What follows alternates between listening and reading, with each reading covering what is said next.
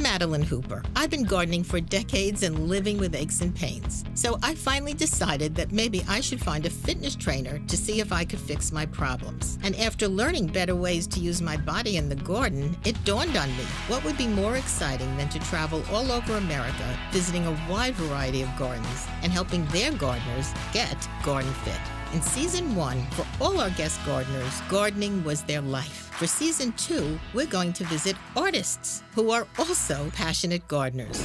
And for this lucky group, I'm so thrilled and excited to welcome this season's garden fitness professional, Adam Schurston, taking care of your body while taking care of your garden. That's our mission. GardenFit is made possible in part by Monrovia.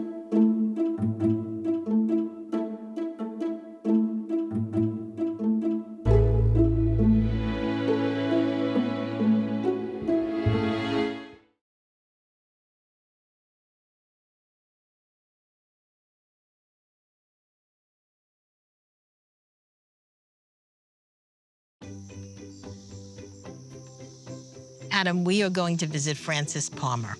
And Frances is a ceramicist, and one that is highly regarded and collected by museums. Lots of galleries show her work, and certainly many gardeners collect her vases to put their flowers in.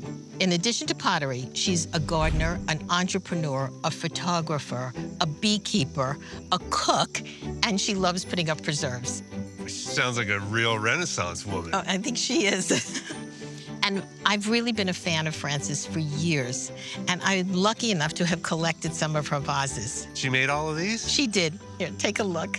Oh, wow.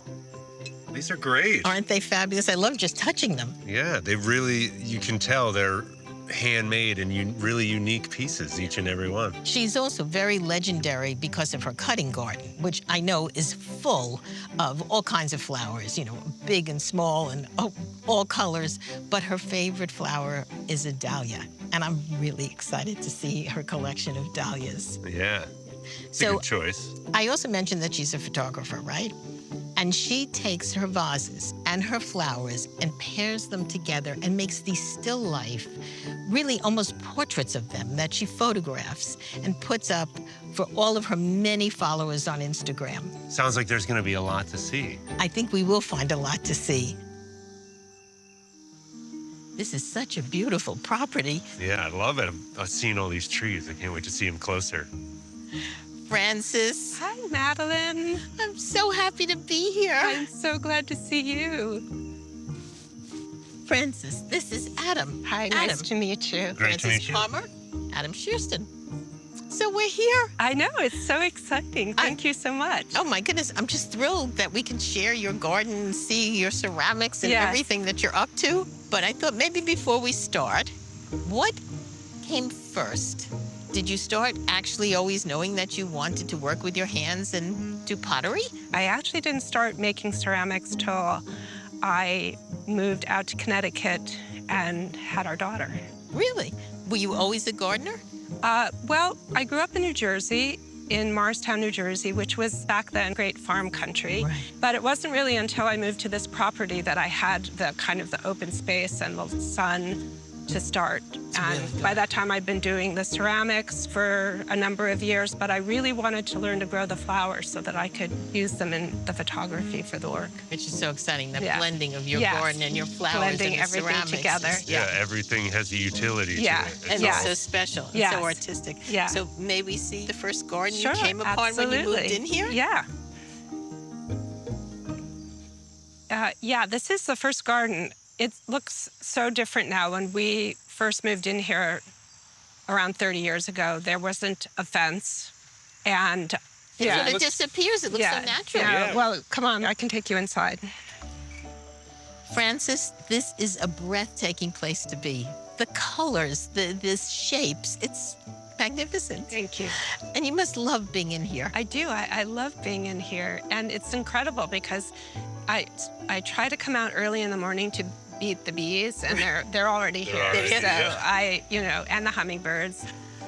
A lot of birds, right? A lot of birds. You have that amaranth and different plants that they must just love. That amaranth is called hot biscuits, and I purposely plant it every year because it's such a sturdy branch that I I can be in my studio and look out, and the birds are just sitting on the branches eating all the seeds. I Wow. love that. Wonderful. Yeah. And the bees must love this The place. bees love it, and I have a lot of mountain mint over there, and the bees just go crazy for that. And the The hibiscus. hibiscus, look Yeah. at the color of that red. Right. Yeah. I start in the spring. This is all filled with tulip bulbs and daffodil bulbs and hyacinths, and once they're done, then I plant in all the dahlias. I have lots of bearded iris Wow. that bloom, and so it's really a succession of things. Over here where it's shady, I have a lot of Japanese anemones and joe pye weed and all sorts of plant hosta that like the shade. Right. And over there on that side are all the old roses that bloom once, so those happen in June. And then again back to the natives and the pollinators over there. It seems like the mixture, like, do you think about what colors go next to each other, or you just No, put it's just coming out of... I like the randomness, and so many of the dahlias, because I dig them up every year, are sort of old, and they're like friends to me. When I see them, like this one Pop right up here, again. you know, This- look this at that one face. and this one, I just go, oh, you know, hi, I'm so glad you're back. Wow. That's sweet. These are all seem to be in perfect balance because you have them sort of staked or caged. Yeah, they'll I hold know. each other up as they get taller. We can't depend on holding each other up, can we? No. No. And then I've got all the, Posture. Yeah. I do the zinnias in front, and there's the Queen Anne lace. Do you cut in here? Do you have to? How do you get back into? I just have to squeeze through, which is why you're here, right? Figure out how to do that. That's a big squeeze. Yeah. But it's wonderful that they're all sort of supported and they look so fresh. They, Right, they and- look like they have good posture at it. They really Yes, do. they do. I know we wanted to talk about I that, but know. this is a shining example. I know. What a great place to like start your day, to walk It with a is. cup of coffee, I just do. surrounded by this Yeah. beauty. It's- Yep. Would you like to walk over and see the other garden? We'd love to. Okay, good. Absolutely. Okay. We'll follow you. Okay. So I'm going to show you my other garden now. I love all these ferns, Frances. Did you put these in? No, these actually have been here long before we moved in. I don't really have to do anything to them. Oh, my goodness. Adam, this is a tennis court. Wow. Really? Okay, there's a story behind this for sure, because Absolutely. Well, it's kind of a funny story. When this tennis court was originally built in the 1930s, and when we moved in about 30 years ago, all the fencing had fallen down and, you know, the asphalt was cracked, so we repaved it, put up the net, but none of us really ever played tennis. And so after our kids moved away and I wanted more gardening space, my husband suggested I use this because it was all fenced in. What a great Yeah. idea. So it took us a while to actually take the net down, but the net is gone. And now what's happened is as it's aged, it's all cracked and everything kind of comes through the cracks. I started out with 8 raised beds and now I have about 30. I have bees down in the corner. Clearly, you can't dig in a tennis court. No. So I love that you do raised beds. Yeah, the raised beds work great. And every year I put in fresh organic manure so the soil stays healthy. And and if you see this garden in March, there's not a stick of anything growing. Wow. Yeah. Except, I mean, we do prune back the rose bushes, but all the other plant material either comes back or I have to plant it. So all the dahlias come out? All the dahlias come out every fall. So much Wow. work. It's a lot of work, but you know, every time I dig them up, I go, why am I doing this? And then, you know, And then this hope is springs why. eternal. Yeah, exactly. Yeah. You You just know? look at this. yeah. That's Yeah, why. I know, Yeah. right? Fantastic. It's so dense, Yeah. Frances. Don't Yeah. you? I Yeah. love that feeling Yeah. of it. I mean, it seems like a community in each bed. I know, it's It's true. like- And it's funny because it's only August. And as I was saying, it really reaches a crescendo in September. So you have Wow. to come back. and I love all the labels. And the staking. You and do the so much staking, yeah. And the tomato cages, which are not beautiful but functional. I mean, it is a cutting garden. Yeah. So This is like a library, almost Yeah. a warehouse of Yeah. flowers. Yeah, it's, yeah. It's so fantastic. yeah. Very exciting. Thank you. And then the bees. And then the bees. So I love I've had the bees now for 8 or 9 years and maybe even longer. Wow. And some years I get honey, some years I don't. This year I got a lot of honey. Happy to share. I was going to say, we love honey. We do. And yeah, so it's, lots of bees, lots of birds, lots of hummingbirds. So I just enjoy watching everybody have a good time. Isn't that great? I think Yeah. it's wonderful to have the bees, and I'm sure they go all over. They go all over, and there are lots of native bees. There are lots of bumblebees and all, ground bees and all of those types too. Everybody has room. So besides your flower gardens, Yes. what else do you grow? Well, I have a lot of fruit trees down below. Ooh. I've been putting in an orchard steadily over the last decade. Oh, what fun. Lots of citrus trees that go in the greenhouse in the wintertime. Can we go see those? Absolutely. So this tree looks interesting. Very fruitful. This is an Asian pear, which is really beautiful for eating. They should be ripe in a few weeks. So all of these trees, this was all weeds here. And so over the last dozen years, I've been keep planting. They go out that way. But when I planted this, it was quite tiny. That's a native persimmon. Wow. Wow. How many years for like this one, for example, to start fruiting like this? Yeah, this is about 10 years old. The apple tree is a little bit older. Right.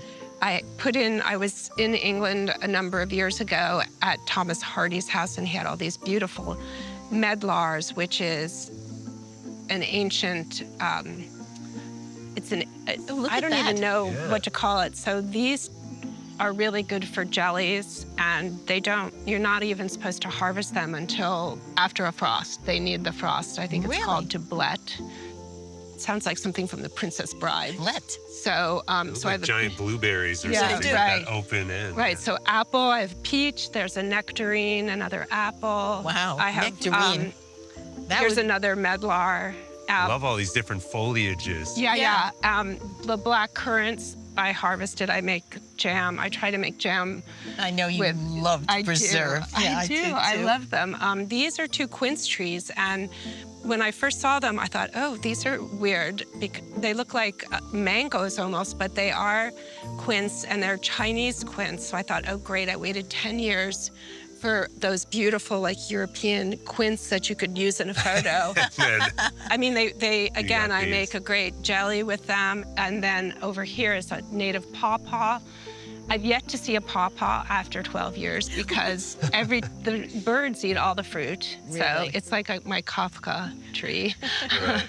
You certainly can't net that. No, it's too big to net. I have plums over here. I have more apples, mulberries, cherries. Wow. I have a fruit store. I just keep going. I call it my arboretum. Arboretum.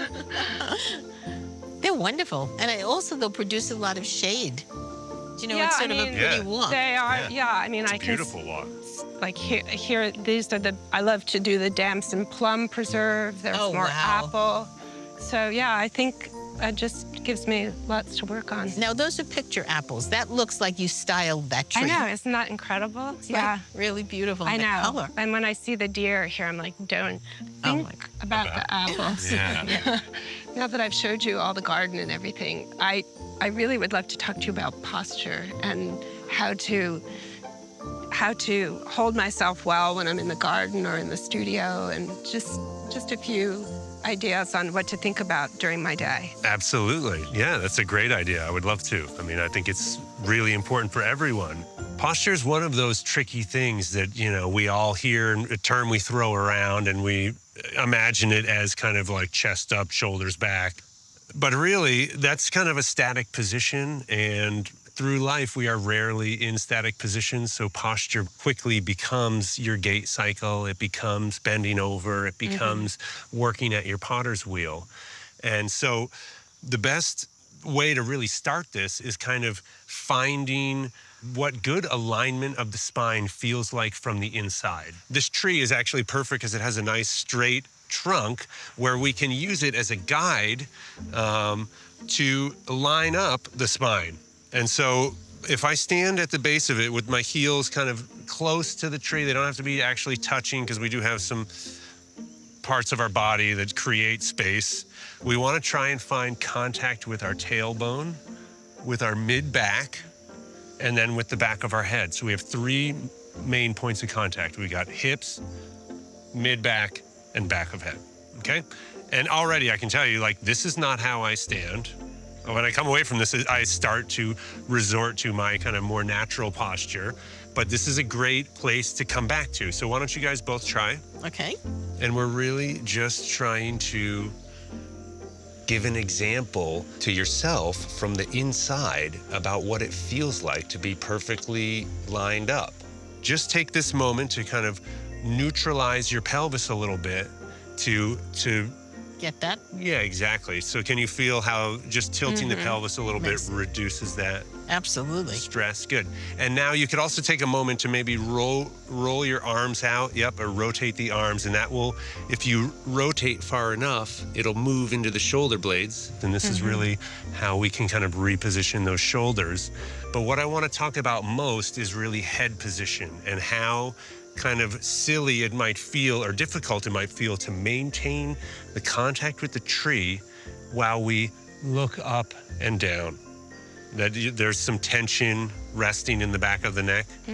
Yeah. Okay, and this is really what we're gonna take posture from a top-down approach Oh, I like today. And so, Francis, for you, what I'm seeing as you try and look down is you can kind of get to neutral, but even coming and looking More. down towards your feet would require you to take your head off of the tree. And so as we stand here, that's what I want you to dig into. That's the pressure, good. That's the muscles that I want you to use are these neck flexors that are really tilting the face down, because the back of our neck really gets overworked in holding the weight of our head as we start to lean forward and the head comes forward. So getting these neck flexors back into use will really help bring the body Oh, I like that. into that alignment. Okay, so first step would just be standing here and breathing into this position, and feel how the breath may influence position. How as you inhale, you may want to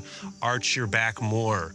As you exhale, you might find that your back pushes into the tree. Try and hold good posture and make your ribs do the breathing. Don't let your back move through that. And as you breathe, you can start to chisel away at these muscles that are holding you in the bad position, because breath is something that we do several thousand times a day and can be one of those agents that is pulling you into the bad posture, just like sitting for many hours a day. Right. Can't Okay. have that. No. All right, so now as we step away, the tricky thing is that as soon as we start to do any other activity, everything we just learned goes right out the window. Right? Because movement is so subconscious that we just focus on the task at hand. We don't give much thought to our body position. So now that we kind of have this better understanding of where our head should be resting on top of our shoulders, I want to take you through a few neck motions that can really help loosen up and then make all this a lot easier to maintain. And so if we find that inner tree, imagine you had your tree behind you, and you're going to tuck your chin in, find that contact. We're just going to move through our 3 planes of motion. So the first one is going to be looking left and right. And do you push yourself pretty far here? I do. Maybe the first couple I treat as a warm up, and then I really try and get that chin to get out over the shoulder, so I can really look 180 degrees. And then the next one is forward and backwards, so kind of looking up and down. But here, I don't want you to bring Go that over.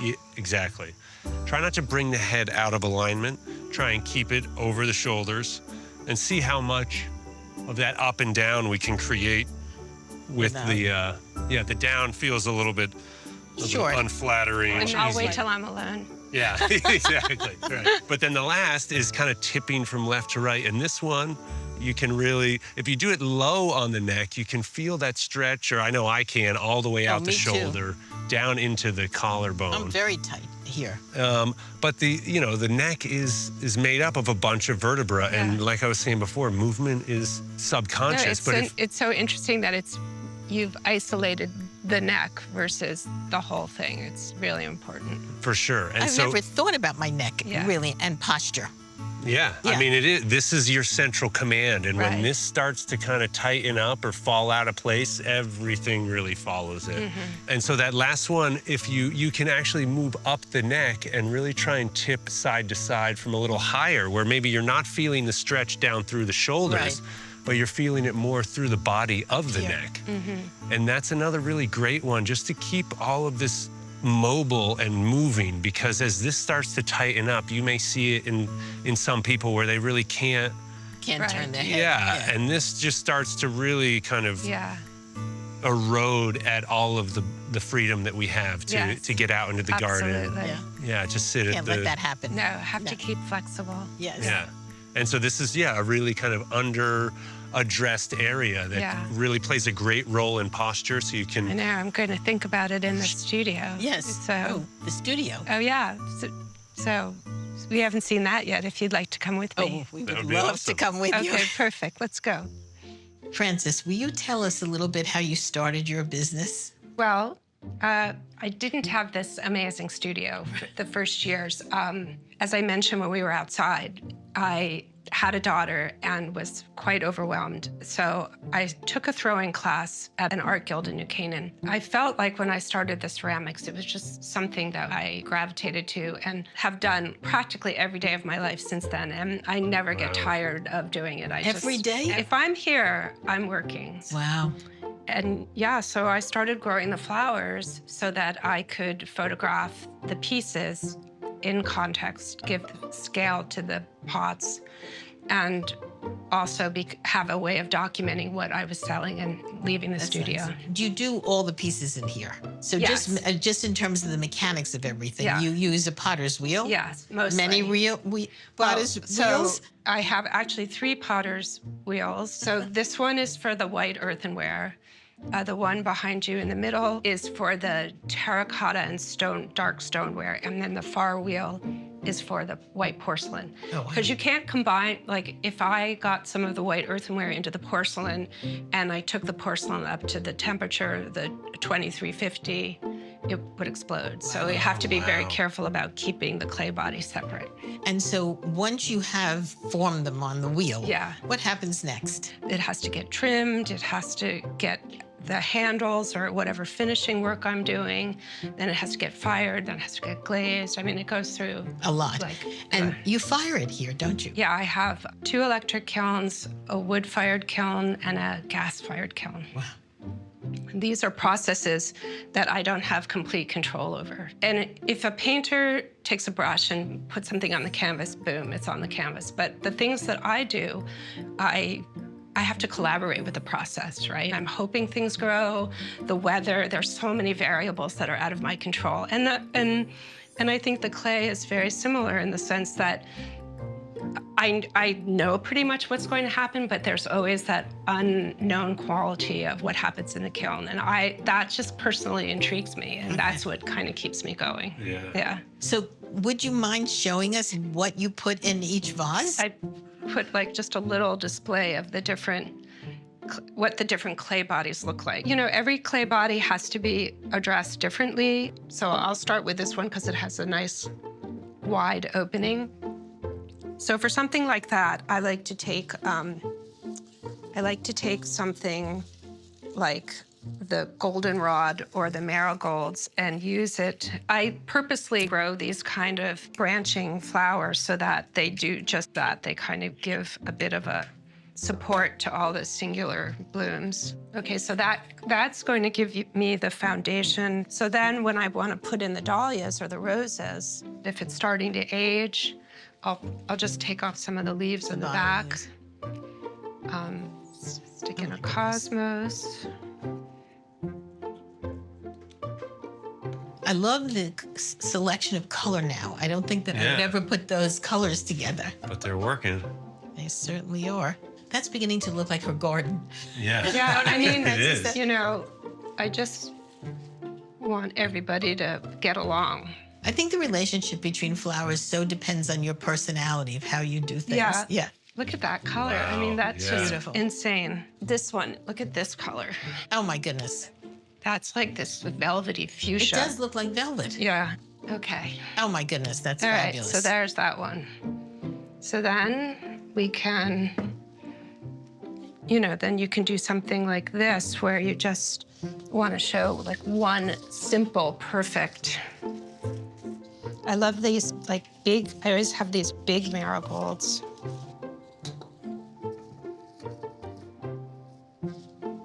Oh, that's a great combo.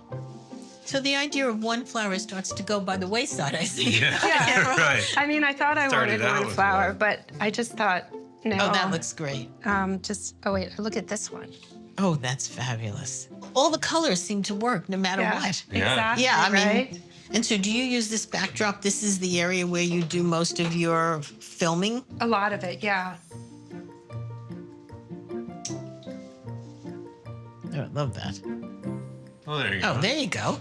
Fantastic, Et Frances. voilà. You do all your own photography, so I think Yes, that's right. just amazing. I know. How did Does that start? everything. Yeah. Yeah. I wanted to document everything, so I didn't feel like anybody would see the pieces the way I saw them.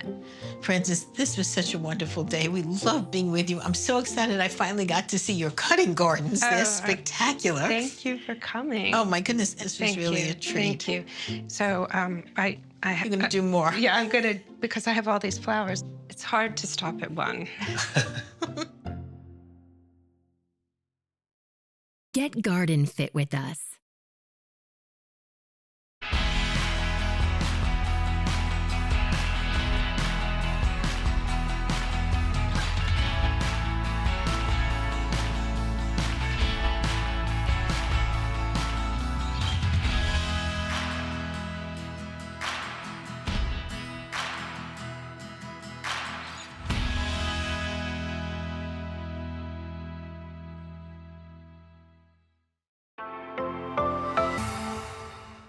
GardenFit is made possible in part by Monrovia.